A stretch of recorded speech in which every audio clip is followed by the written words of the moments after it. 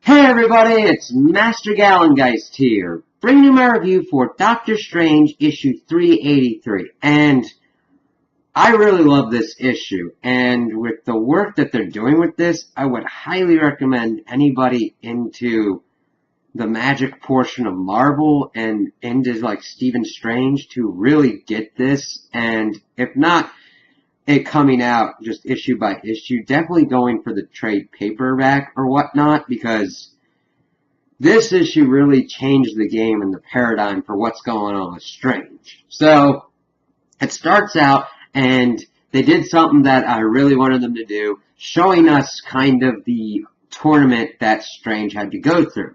And we find out that Strange went and beat all of the magicians at the tournament.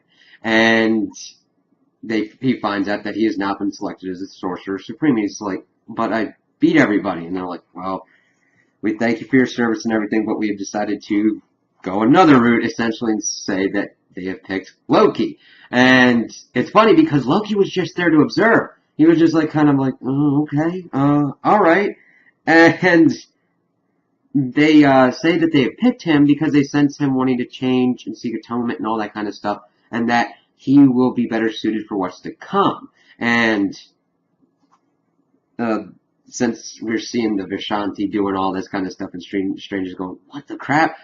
And I kind of liked what they were doing, because this was kind of back, I really liked the art style of what was going on with the Vishanti and everything going on with this, because it gave it a really surreal vibe, and Strange is going, what the crap? And Loki's like, okay, I'll kind of do it, but then Strange is going, wait a minute, what out of everything that I've done for you guys? And of course, they blast him for being petty, and I think they went a little bit hard on him, going, with everything we've given to you, that you've lost.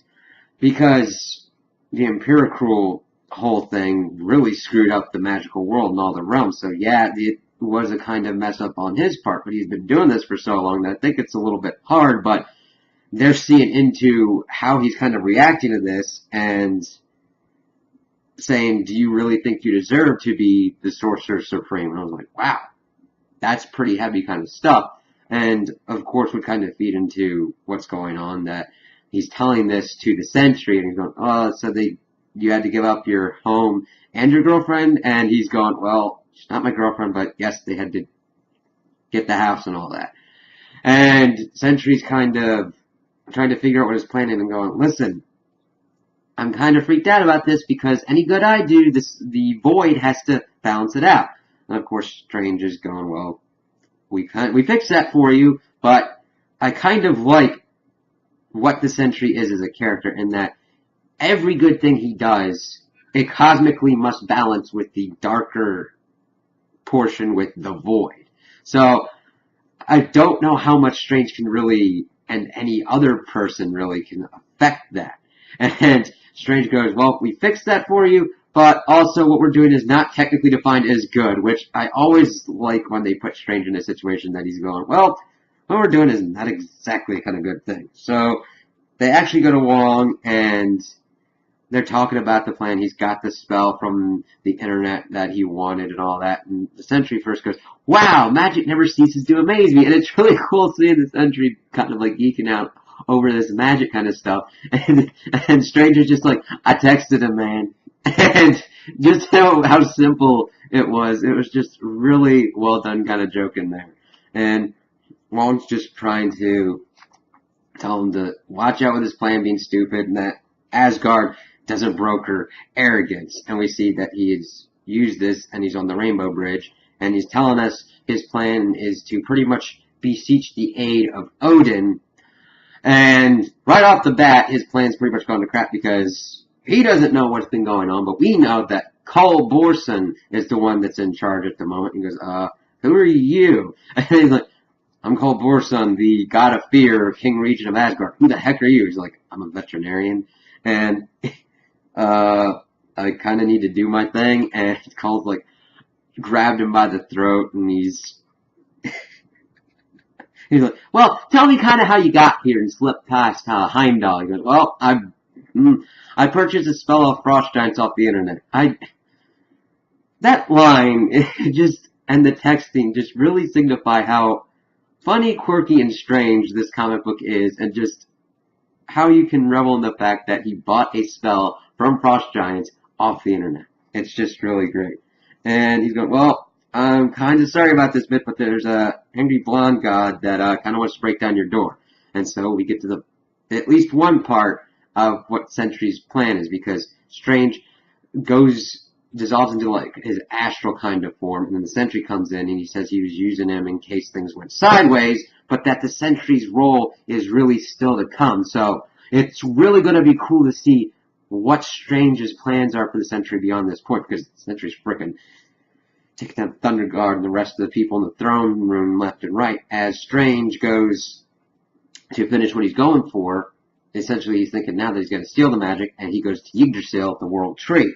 And this was a really well done scene, in my opinion, because you really get to the heart of Stephen Strange when he's getting into this. He goes and he beseeches Yggdrasil for the smallest bit of magic, because if Loki finds this spell, it could be cataclysmic to all of the realms and all of the multiverse, and he even explains that to the Sentry in the beginning of the issue.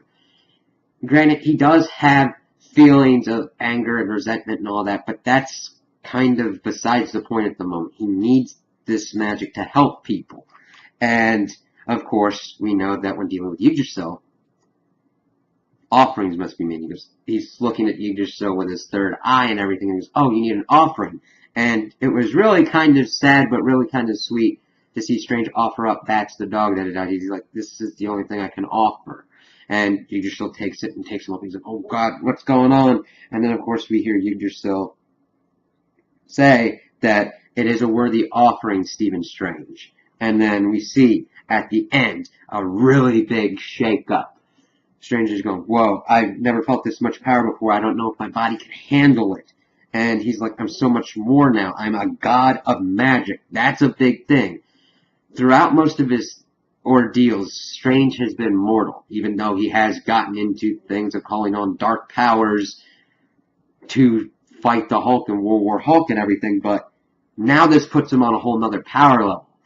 A god of magic. And I love the ending going like, and now I'm going to go get my damn cloak back, pretty much. So, this is big. This is more than just a repowered Doctor Strange. This is Doctor Strange on a whole nother level, possibly going on to, like, I mean, granted, he could do God level stuff before, but now this is putting him into actual God realm, so we don't even know exactly the limits of his powers or what's going to be happening with him. It opens up so many cool possibilities, and tying it with Asgard is just really freaking awesome, and I can't wait to see how this is going to play out and where this is going to end arc-wise for them and how they're going to be going moving forward. So those are my opinions on the issue. Tell me what you guys think in the comments below. If you liked it, if you didn't like it, if you agree with me, if you disagree with me. Also like and subscribe, and I hope you have a good day.